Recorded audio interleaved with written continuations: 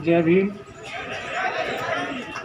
आज के मुख्य अतिथि हमारे उपायुक्त महोदय, मंच पर उपस्थित सभी अतिथिगण और आप सभी भारत के नागरिकगण। आप भारत के नागरिक क्यों हैं?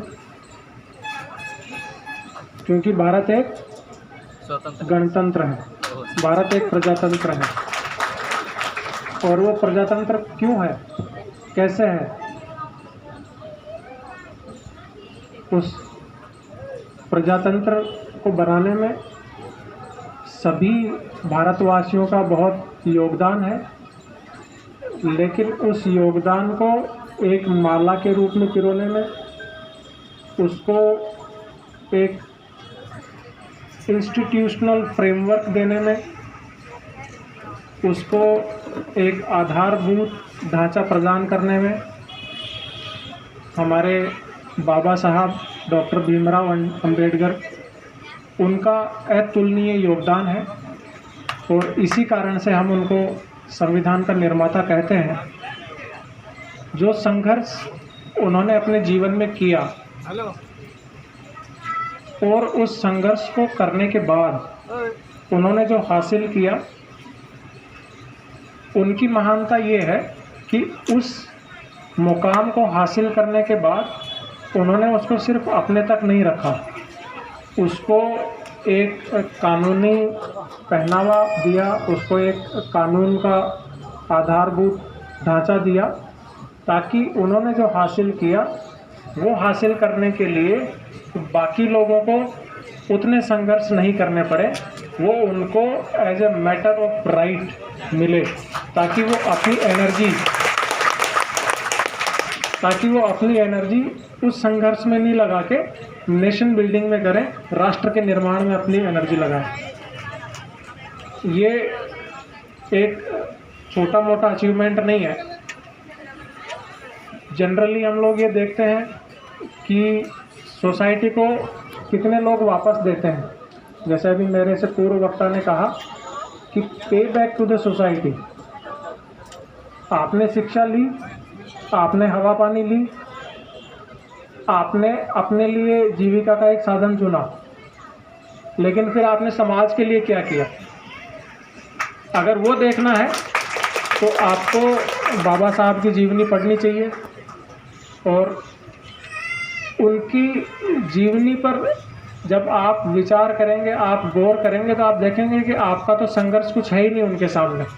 उन्होंने जो संघर्ष किया, आपके पास जो चीज़ें आपको प्लेट में मिल रही हैं, वो चीज़ें लेने के लिए उनको बहुत संघर्ष करना पड़ा। उस वक्त बहुत संघर्ष था, लेकिन प्लेट में चीज़ों को लेने के बाद हम कितना आगे बढ़े, हमने कितने स्वच्छ और स्वस्थ राष्ट्र का निर्माण में सहयोग दिया, ये इम्पोर्टेंट है। आज हम इक्वल राइट्स की बात करते हैं, मैं भी यहाँ खड़ा हूँ तो संविधान की वजह से हूँ। हम सब लोग हैं, संविधान की वजह से हैं। आज मैं बोल पा रहा हूँ, संविधान की वजह से बोल पा रहा हूँ। आप लोग यहाँ इकट्ठे हैं, संविधान की वजह से हैं। हम में आत्मविश्वास है, संविधान की वजह से है। हमारे अधिकारों का कोई हनन नहीं कर सकता है, संविधान की वजह से नहीं कर सकता है। सबके पास इक्वल अपॉर्चुनिटी है, संविधान की वजह से है। लेकिन उस इक्वल अपॉर्चुनिटी को वास्तव में इक्वल हम कैसे बना सकते हैं? जैसे एक रेस है, उस 100 मीटर की अगर रेस है और एक आदमी को आप 200 मीटर पीछे खड़ा कर दीजिए, एक को 50 मीटर पीछे खड़ा कर दीजिए और एक को आप 50 मीटर आगे खड़ा कर दीजिए और फिनिशिंग लाइन एक जगह रख दीजिए, फिर उनको दौड़ाइए। तो हम ये तो कह रहे हैं कि यहाँ पे अगर आप पहुँच जाएंगे तो आप जीत जाएंगे, लेकिन आप शुरू कहाँ से कर रहे हैं? तो वो जो इक्वलिटी ऑफ अपॉर्चुनिटी है, उसको रियल सेंस में हम कैसे लेके आ सकते हैं? सोशियोलॉजी में इसके ऊपर बहुत लेख लिखे गए हैं और ये जो लाइब्रेरी है, ये आपको एक प्लेटफॉर्म देती है कि आप अपनी जर्नी एक ही पॉइंट से शुरू कर सकें।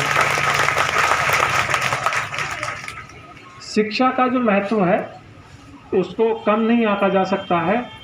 कलम तलवार में नहीं, बंदूक में नहीं, कलम ताकत में होती है। ताकत जो है वो कलम में होती है। और इसी कलम की ताकत का हम लोग आज तक गुणगान करते आए हैं, इसको पढ़ते आए हैं। किसी ने बंदूक से गोली चलाई, जिसने सुनी, जिसको लगी, जिसने देखी, उसके साथ वो नष्ट हो गई।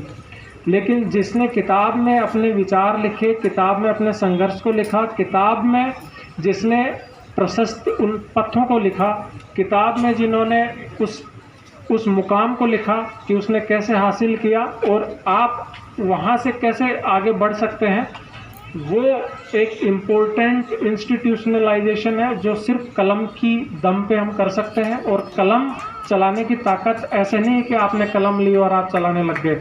कलम चलाने के लिए आपको बहुत पढ़ना पड़ता है, बहुत एकाग्रचित रहना पड़ता है। उसी से आप में आत्मविश्वास भी आता है, हिम्मत भी आती है और बुराई को प्रतिकार करने की ताकत भी आती है।